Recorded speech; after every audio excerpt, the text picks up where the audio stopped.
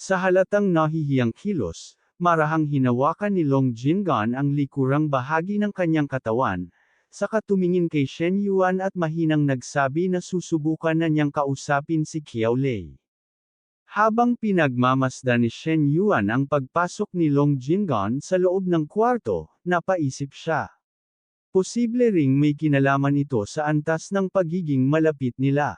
Sa tutuusin, hindi pa nga umaabot sa 60 ang antas ng loob ni Qiao Lei sa kanya, kaya't hindi maikakailang nakakahiya at mabigat para rito ang hinihingi nila ngayong gabi. Pagpasok ni Long Jingan sa loob, agad niyang nilapitan si Qiao Lei at maingat na tinanong kung ano ba talaga ang problema. Inayos pa niya ang tono, saka muling nagtanong kung hindi ba nito kayang tanggapin ang sitwasyon. Namumula ang pisngi at halatang alanganin, ipinaliwanag ni Qiao Lei na masyadong lantad ang suot niya, lalo na raw ang bandang kwelyo. Sa narinig na iyon, napahawak na lamang si Long Jingan sa kanyang ulo, tila naguguluhan, at sinabing hindi ba't halos ganoon din naman ang mga costume ni Qiao Lei sa cosplay. Mahinahon ngunit mariing ipinaliwanag ni Qiao Lei na magkaiba iyon. Ang mga cosplay outfit, kahit mukhang daring, ay may hangganan pa rin at hindi basta naglalantad ng mahahalagang bahagi. Ngunit ang suot niya ngayon ay halos ilang manipis na piraso lamang ng tela. Dagdag pa rito, hindi niya inaasahan na gagawin nila iyon ng sabay, na lalong nagpapabigat sa kanyang loob.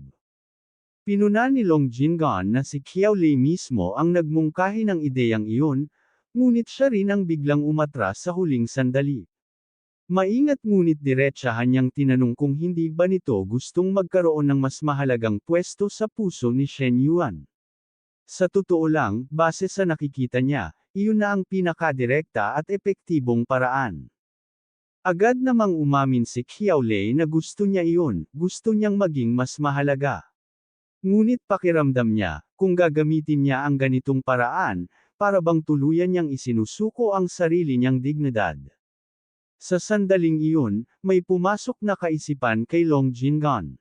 Tahimik niyang naisip na kung tutuusin, alam na rin naman ni Qiao Lei kung bakit unti-unting napapalapit kay Shen Yuan ang mga tao sa paligid nito. Hindi naman ito tungkol sa pagbebenta ng dignidad, mas parang pagbitaw lang sa sobrang pagpipigil at pagpayag na maging mas malaya. Ngunit sa halip na ipilit pa, biglang tumalikod si Long Jingan at naglakad patungo sa pinto. Bago tuluyang lumabas, lumingon siya kay Qiao Lei at malamig ngunit malinaw na sinabi na kung dignidad na ang usapan, ipapaalam na lang niya kay Shen Yuan ang desisyon nito. Maaari raw magpahinga si Qiao Lei sa katabing kwarto. Sa narinig na iyon, nakahinga ng maluwag si Qiao Lei at agad na nagpasalamat, ngunit sa kaibuturan ng kanyang dibdib, nanatili ang magulong damdamin na hindi niya moari kung tama ba ang pinili niya. Makalipas ang 5 minuto, tahimik na lumabas si Qiao Lei mula sa kwarto at marahang tinawag si Shen Yuan. Nakaupo pa rin si Shen Yuan sa sofa, katabi si Long Jingan, nang tumingin siya kay Qiao Lei at kalmadong sabihin na ipinaalam na sa kanya ni Long Jingan ang nangyari. Maikli niyang idinagdag na mas mabuting bumalik na muna ito sa sariling kwarto at magpahinga. Walang imak na tumanggo si Qiao Lei at dahan-daang naglakad papasok ng silid. Ngunit sa kanyang mga mata, malinaw ang lungkot na pilit niyang tinatago. Sa kanyang isipan, sunod-sunod ang tanong. Akala niya magagalit si Shen Yuan, ngunit ni kaunting emosyon ay wala siyang nakita. Ang pagiging malamig at tila walang pakialam nito ang lalong samugat sa kanya. Pakiramdam niya, para lang siyang madaling isantabi, parang walang halaga. Talaga bang ganoon ako kawalang importante sa kanya? Habang papalayo, hindi niya na napigil ang mapaluha. Naalala niya kung gaano siya kasikat sa Kuwayin, libo-libo ang sumusunod sa kanya, araw-araw ay may mga mensaheng pumupuri at humahanga. Kailanman, hindi siya kinyulang sa kumpiyansa. Ngunit pagdating kay Shen Yuan, parang bigla itong naglaho. Minsan mainit, minsan malamig, minsan malapit, minsan napakalayo, at sa bawat pagbabago nito, unti-unti niyang pinagdududahan ang sarili. Ang malamig na trato kanina ang pinakamasakit. Isang pakiramdam ng pagkadismaya na hindi pa niya naranasan noon. Sa gitna ng kanyang pag-iyak, biglang may humawak sa kanyang baywang. Nagulat si Qiao Lei nang marinig ang boses ni Shen Yuan na nagtatanong kung bakit siya umiiyak. Mabilis niyang pinunasan ang luha at pilit na ngumiti, sinasabing wala lang iyon. Ngunit lumapit si Shen Yuan, halos magkatapat na ang kanilang mukha, at mahinahong ipinaliwanag na wala siyang ibang intensyon.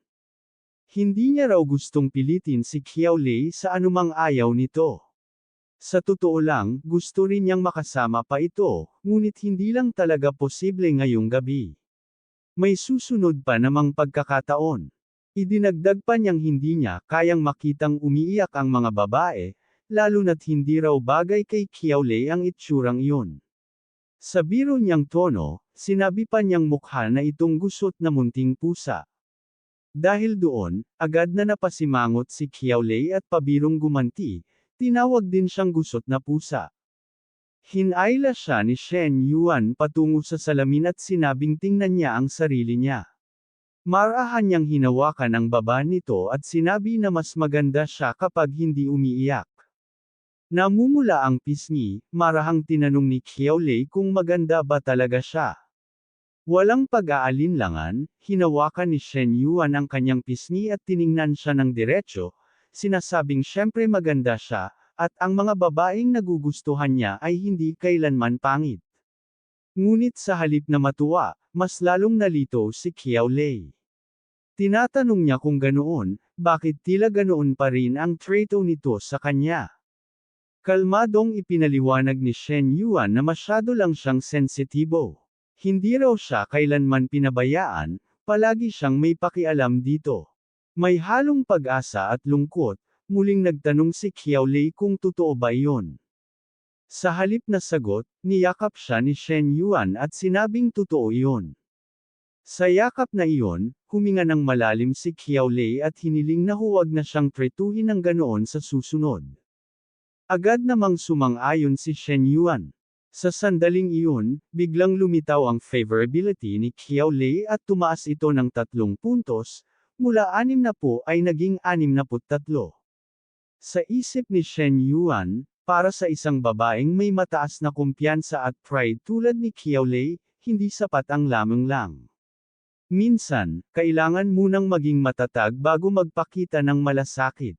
Mahigpit na niyakap ni Qiao Lei si Shen Yuan at mariing sinabi na hindi na siya aalis, dito na raw siya matutulog ngayong gabi. Maingat na tinanong ni Shen Yuan kung napag-isipan na ba talaga niya iyon. May ngiti at determinasyon, tumango si Qiao Lei at sinabing oo, desidido na siya. Mungkahi ni Shen Yuan na baka mas mabuting sa katabing kwarto muna ito, para masanay ng kaunti. Ngunit agad na tumanggi si Qiao Lei, sinasabing dito na lang siya, hindi na siya aalis. Samantala, habang nakatayo si Long Jinggan sa labas, malinaw niyang napagtanto ang nangyayari. Napailing siya at diretsahang naisip na ganito lang pala kabilis bumigay si Qiao Lei kay Shen Yuan. Hindi na siya nagulat, kilala niya ang lalaking iyon. Alam ni Shen Yuan kung paano eksaktong hawakan ang damdamin ng isang babae, kung paano umatake sa tamang sandali, at kung paano pababain ang depensa ng hindi gumagamit ng pilit na salita. Naalala ni Long Jinggan ang sarili niyang karanasan noon. Naalala niya kung paano rin siyang tuluyang napasunod, kung paano iniwan sa kanya ang hiya at pangungulila na hanggang ngayon ay hindi pa rin niya lubusang nakakalimutan. Direkta niyang inamin sa sarili na nakakatakot talaga si Shen Yuan, pero sa huli, kanya na rin ito. Pinalakas niya ang kanyang loob at mariing sinabi sa kanyang sarili na hinding-hindi siya magpapahuli. Walang alinlangan, bahagya niyang inayos ang kanyang kasuotan at nagpasya. Sa isip niya, hindi siya maaaring manatili sa gilid habang ang iba ang nauuna. Agad siyang pumasok sa loob ng kwarto. Pagpasok niya, dumiretso siya at niyakap si Shen Yuan mula sa likuran, tahimik ngunit may malinaw na intensyon. Sa gitna ng nangyayari, hindi na napigilan ni Qiao Lei ang manginig, hindi dahil sa lamig, kundi dahil sa tensyon at sa bigat ng sandaling iyon. Sa gabing iyon, hindi na kinailangan ng maraming salita. Tatlong tao, tatlong magkaibang damdamin, ngunit iisang init ang bomb alert sa kanila. Hanggang sa magpatuloy ang gabi, tinutugunan ng mga damdaming matagal nang pinipigilan, at hinayaang lamunin sila ng katahimikan matapos ang lahat. Kinabukasan, alas 8 ng umaga, nagising si Shen Yuan. Pagmulat ng kanyang mga mata, agad niyang napansin na nasa magkabilang tabi niya sina Qiaolei at Long Jinggan, kapwa mahimbing ang tulog. Tahimik ang silid, ngunit ramdam pa rin niya sa katawan ang bigat ng nagdaang gabi. Sa loob-loob niya, malinaw niyang kinilala kung gaano iyon nakakapagod. 3 sa isang gabi, kahit siya, alam niyang kailangan na niyang magpalakas ng katawan pagkatapos ng ganoong karanasan. Napatingin siya kay Long Jinggan, at sa ibabaw ng ulo nito ay malinaw niyang nakita ang favorability na umabot na sa 72. Pagkatapos ay inilipat niya ang tingin kay Qiaolei, na mahimbing pa ring natutulog, at doon niya namataan ang favorability na 66. Dahan-dahan siyang umupo sa kama. Hindi niya napigilan ang mapangiti, habang ipinahayag sa sarili na epektibo ang naging nangyari kagabi. Malinaw sa kanya na pareho nang tumaas ang damdamin ng dalawa, at kung magpapatuloy iyon, hindi na niya kailangang mag-aksaya ng oras sa hiwalay na paglapit sa bawat isa. Matapos maligo, lumabas siya ng banyo at nadatnan si Long Jinggan na pinupunasan ang kanyang buhok. Tahimik nitong ipinahiwatig na mahimbing pa ring natutulog si Qiaolei, tila ayaw istorbohin ang pahinga nito. Ipinahayag ni Shen Yuan na mas mabuting ipapadala na lamang sa kwarto ang almusal, pati na rin ang para kay Qiaolei, dahil inaasahan niyang mas matagal pa itong majay gising matapos ang nangyari kagabi. Kasabay nito, malinaw niyang napansin ang pagiging mas magaan ng pakikitungo ni Long Jinggan kay Qiaolei, isang palatandaan na mas naging malapit na ang dalawa. Namula si Long Jinggan habang ipinaaalaala na si Shen Yuan mismo ang nagbigay ng ganoong tawag kagabi. Sa puntong iyon, inamin ni Shen Yuan sa sarili na hindi nabuo ang alaala niya sa mga salitang binitiwan niya, tanda ng sobrang pagod. Pagkatapos kumain, malinaw niyang ipinaabot na magpapaayos siya ng sasakyan para ihatid pa uwi si Long Jinggan, dahil may sarili pa siyang aasikasuhin. Hindi na siya sasabay sa pagkain at mauuna na siyang umalis. Tumango na lamang si Long Jinggan, tanggap ang pasya. Kinuha ni Shen Yuan ang kanyang cellphone at tinawagan si Min Hui. Habang walang sagot sa kabilang linya, malinaw sa isip niya na malamang ay mahimbing pa rin itong natutulog. Dahil doon, nagpasya siyang dumiretso muna sa gym. Samantala, lumapit si Long Jinggan sa kama at tahimik na pinagmasdan si Qiaolei. Habang tinatitigan niya ang mahimbing nitong anyo, malinaw niyang tinanggap na mula ngayon, magkakaugnay na ang kanilang landas. Sa isang banda, mas maraming oras ang guguguli ni Shen Yuan sa kanila. Ngunit sa kabilang banda, alam niyang kailangan nilang paghatian ang atensyong iyon, at hindi niya tiyak kung biyaya ba iyon o simula ng mas komplikadong sitwasyon. Makalipas ang ilang oras, nakarating na si Shen Yuan sa gym kung saan naroon si Menglo. Agad nitong ipinahiwatig ang pagkabigla sa kanyang pagka-late, kasabay ng palihim na hinalang may pinaghuhugutan ang kanyang pagod kagabi. Habang inaalis ni Shen Yuan ang kanyang damit, napansin ni Menglo ang malinaw na pagbabago sa kanyang pangangatawan. Ipinahayag nito ang pagkalito kung paanong bumaba ang body fat ni Shen Yuan kahit tila nabawasan ang training nito. Bahagyang kinabahan si Shen Yuan, ngunit pinanghawakan niya ang kumpiyansa sa sarili at ipinahayag na may mga bagay talagang hindi na kailangang ipaliwanag, lalo na kung likas ang kakayahan. Dahil doon, mas lalong naging mapanuri si Menglo, habang sinisiyasat ang kanyang katawan at pinagdududahan kung may lihim ba itong pinagdadaanan na hindi niya alam.